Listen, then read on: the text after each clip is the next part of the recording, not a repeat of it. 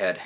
And that's how it felt for the entire runtime of this movie. Luckily, this movie didn't have a very long runtime because, you know, how else would you cram 7 books and decades worth of story into one movie? So I saw the Dark Tower movie a couple of days ago, and I've just been trying to gather my thoughts, and really what I've come up with, the summation of it all, is that this movie is utter fucking garbage. And I say that from both the perspective of a fan of the books and a fan of Stephen King, and also a fan of just movies in general. I've reviewed a lot of movies. I love movies. I love filmmaking, the whole process of it, everything that goes into it. That's my shit right there. And I can view this through the lens of a viewer, and I can view this through the lens of a book reader. And I did both during the course of this movie. I did both afterwards, trying to think about it, and really all I can say is that I know what it felt like for people that were fans of The Last Airbender when they went to go see their movie. I had flashbacks of watching Dragon Ball Evolution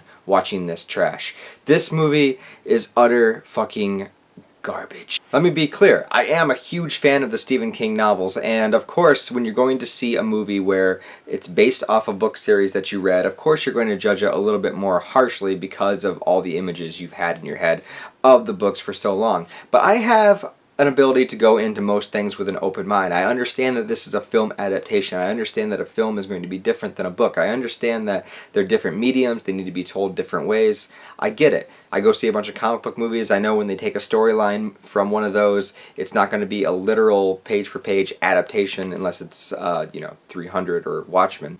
I started reading the Dark Tower books a long time ago, back probably near my senior year of high school, and I remember ditching a lot of things that I had to do for senior year and not doing a lot of homework because I was so invested in reading this book series. It basically kind of helped me get through that year. I went through all 7 books, and oddly enough, I actually finished the last book on my 19th birthday, which is kind of weird if you're a fan of the books and know the relevance of the number 19. But there's that, and it made a huge impact on my life. It was one of my favorite stories of all time. I don't read a lot of fiction anymore. The rare chances I do get to read, I usually read a lot more nonfiction these days. It's just what I have time for and a little bit what I'm more interested in right now. But as far as a fictionalized story goes, I was completely captivated by The Dark Tower. I loved everything about this series. I loved the characters. I was drawn to each one of them in different ways. So many of them mean things to me. So many of them are just important for aspects of my life. And, you know, beyond my teenage years, into my young adulthood, and into and up to now. One of my tattoos on my sleeve is also based on a painting which was based on the Dark Tower series as well. So this series is very, very close to my heart. And I didn't go into this movie to hate it. I want to say that right up front. I was looking forward to this movie. I was doing fan castings, and I was keeping up with news on this movie way back on my other channel that was all movie related, RBK Movies. I did a bunch of Dark Tower videos. Whenever there was a new update about the film, I would do a video about it. Very, very excited about it. When they casted Idris Elba and Matthew McConaughey, I was for the casting. Now, that's not who I would have chose for Roland. I would have, I've always said that I would have preferred like a Hugh Jackman or Viggo Mortensen style of character, but I was perfectly okay with the casting of Idris Elba, and I thought the casting of Matthew McConaughey as Randall Flagg, which they never mention him as Randall Flagg in the movie, I thought that was really great as well. So it's not the casting that really bugged me. And also the kid that played Jake, he was okay. He was, he did okay. The problem is these actors have nothing to work with. I would give this movie, if I had to rate it, I'll give the rating right away, I would just give it a 1 out of 10. And the only reason it's getting a 1 to begin with is that I can tell that Idris Elba and Matthew McConaughey are trying their hardest to just work with whatever material that they have, but they hardly have anything. And that's the downfall of this movie, is that it's just so bland and boring. There is a very simple cookie cutter plot that could be taken from any other movie that has, okay, now it's been about 10 years since I finished the Dark Tower books, but this whole thing of like strapping these kids to this machine and sending out a beam from their head to hit the tower to, like, where the fuck did that come from? I don't remember that at all, but it's the main central focus of this movie. Jake somehow has psychic powers. I don't remember that being a thing either.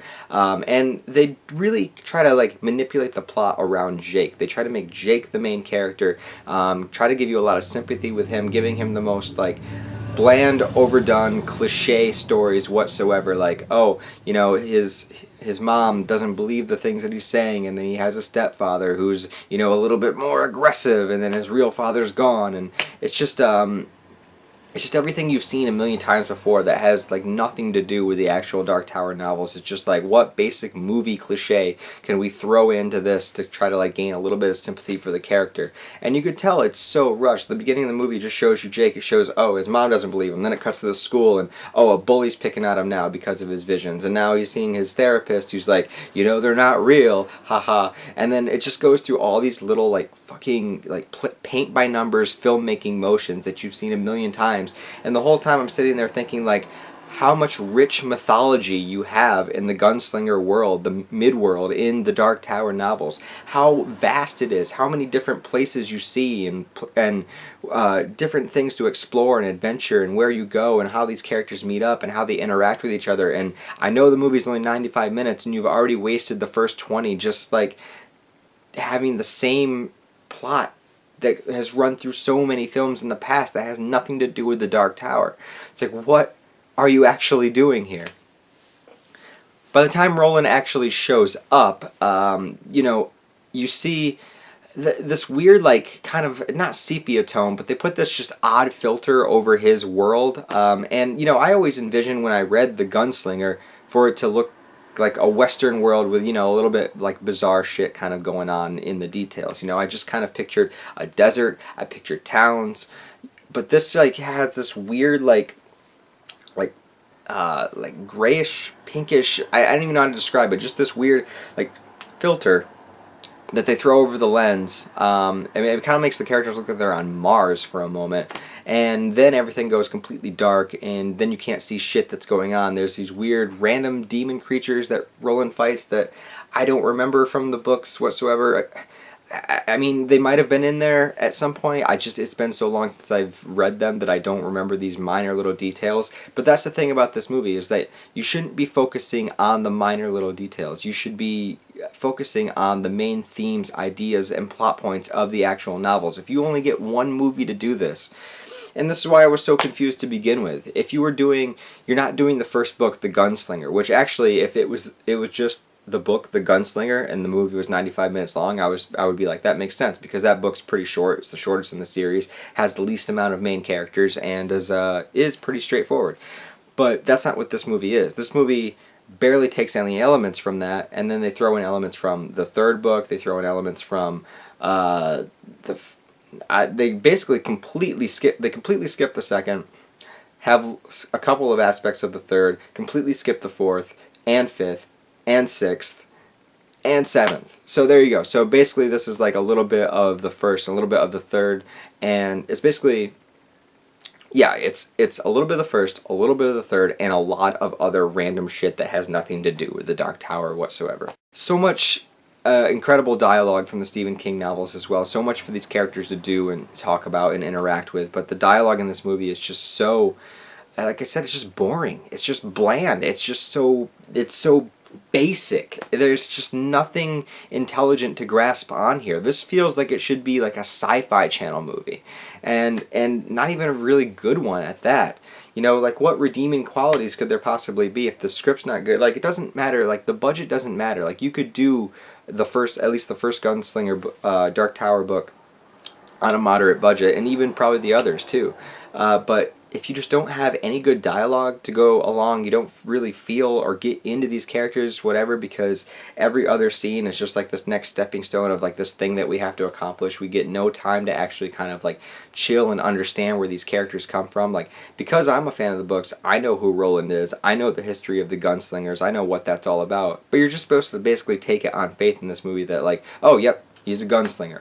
You don't see any of the other gunslingers. You see like a very brief flashback with Roland with his dad, which looks like the most low-budget, crappy shit that I have seen in a major released film in the longest time. It's like they're like back-to-back, and there's just this fog around them, and it just like feels so movie studio-ish. Like, I don't get the feeling that there was actually like really a battle happening at all. It just feels like they're on a lot somewhere, and it's just two actors, and someone fired up a smoke machine, and someone's just trying to circle around the camera to get this look like this big battle just happened, even though it didn't. Matthew McConaughey's character is just like super overpowered, and his powers are so inconsistent and don't make sense. He can do all of these crazy things. He can make people do stuff. Somehow Roland's immune to him. I don't know how that's happening. And then whatever. Spoiler alert. Somehow a bullet actually does wind up killing him, even though he can like dodge bullets and catch bullets and throw things and make people die instantly or kill each other just by like suggesting it with his voice. But yet somehow just some weird like bullet bouncing trick like hits him and manages to kill him. And the ending of the movie, just like, again, spoiler alert, I don't even care. I had to talk about it. It was the lamest ending to a movie ever. It's just like they had no idea of what to do, of like how to end this movie. Basically, okay, so Jake's parents were killed off screen. We get a very like little kind of moment of him caring about that. And then he's with Roland and they defeated the Man in Black, and Roland's like, well, why don't you come back to my world, because you got nothing going on here. And he's like, yeah, okay. It's just like, my parents are dead, fuck it, I don't really know, yeah, what should I be doing, yeah. So they just go into like this little warehouse, the door closes, and they leave through a portal, and you don't even see it, you just see like a closed door. It's like, what's Roland doing? Is he taking him in there to like molest the child? Like, what is even happening here? It's just like, so, it's just so much of like, we don't know what to do with this property. We have no idea what's happening. I don't know. We got to find a way to wrap this up. We got to end it. Some of the biggest, most major characters of the entire series are nowhere to be found. There's no Eddie Dean. There's no Susanna. There's no Callahan. There's no, like, any of those people. They just don't matter. Let's not mention them, whatever. Let's not mention Ka and Ka Tet and how important that is to Roland and what that means. Let's not mention his, like, journey to the tower. Like, what's it all mean? Like, why is he going there? In the book, it's just like, it doesn't have to do with this like child beaming and the thing falling down. It has to do with he's going there to fix, to stop the multiverse or all of the worlds from being destroyed the ways his was. It's like he has a mission. Like the idea of the Dark Tower is that Roland is on a mission to get there. It's the journey. It's the power of the journey. Stephen King even writes this so specifically at the end of the last book about how important the journey is. It's about who he becomes along the way. It's about what he has to do along the way. It's about who he inspires along the way. It's about the characters he meets and what value they add into his lives as he's trying to work towards this ultimate goal. But we don't get any of that in this movie. In fact, the only time we see the tower in this movie, like, the movie's called The Dark Tower, and there's probably like 20 seconds of the tower in the entire film, not even joking. And it's just like this shitty like CGI, like we don't even get to see like what it looks like or anything. You don't get to see like the majesty of it, the epicness of it. In the books it was always this thing that was talked about like this giant fucking tower that sits in a field of roses, and it just like goes up forever, and it's just like this image on my arm. It's just like this painting where it's like the sky background and how the clouds swirl around this tower. It's this big, giant, epic epicenter of everything. And we just get like a shitty like little shot, not even of the entire tower, and it's just this lame like CGI little thing. And it's just like, what are you doing? You're just taking away, this movie takes away everything epic, everything amazing about these books. And like I said, from the perspective of just a film goer, the script is horrible. The dialogue is horrible. It's so cookie cutter. It's so paint by numbers. It's so everything we've seen a million times before, where the Dark Tower is this property that has so much to offer and so much to give that we have never seen on the big screen before, but instead they just kind of scooped all of that out and put out a basic, very safe movie that maybe casual audience goers will be able to enjoy. But even like the action sequences aren't very good. The gunslinger is supposed to be like legendary with guns. Basically these people are like Jedi, but with guns instead of lightsabers and the Force. They're supposed to be like insanely powerful with these weapons, and it's just like even the action sequences in this movie just feel like they should be on like a 90s TV show. I'm not saying they're horrible, but it's like it just doesn't feel like a major wide release movie. There's nothing like fantastic about the action sequences whatsoever, so you don't even have that to go with. Sorry, someone started up their goddamn lawnmower. There's nothing I can do to stop that. But there's even like a throwaway line where Matthew McConaughey is like, oh yeah, the guns are forged from the House of Eld, and from what on this earth they would call Excalibur.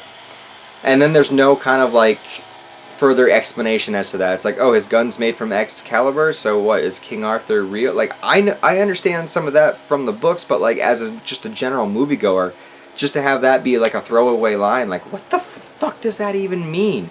And then you have actors that are actually like pretty good. Like you got what's his name, Fran Kranz in this, and you have that girl from the Neon Demon, and they're just like these weird little side characters that are just like poking buttons, and like what are they even doing? Why are they even there? Why would you even have them in this movie? Like, why would you cast decent actors in the role of a guy that's just going to sit in a machine and push buttons? And that's like, the Dark Tower series should not be a movie where there's some evil lair and some guys like pushing buttons like his little henchmen behind. Like, just why? Why is that happening? Why the fuck is that happening? I don't know, guys. All I could say is that this lawnmower's pissed me off. I'm going to end this video because I've already ranted too long, but this movie is a piece of shit. If you're a fan of the books or just a movie fan in general, there's so many other great movies out there you should see. War for the Planet of the Apes is still playing. I don't know. There's just a bunch of better movies out now you could be seeing than this garbage. Like I said, I give it a 1 out of 10. I spoiled it for you. I don't even care. This movie sucks. Don't watch it. Good days and pleasant nights.